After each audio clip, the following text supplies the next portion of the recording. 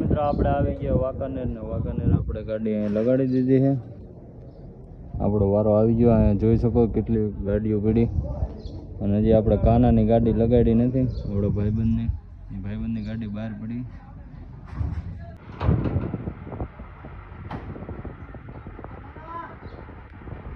તો મિત્રો આપણે ગાડી લાગી ગઈ છે.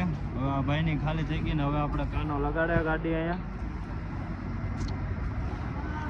હા ભાઈ,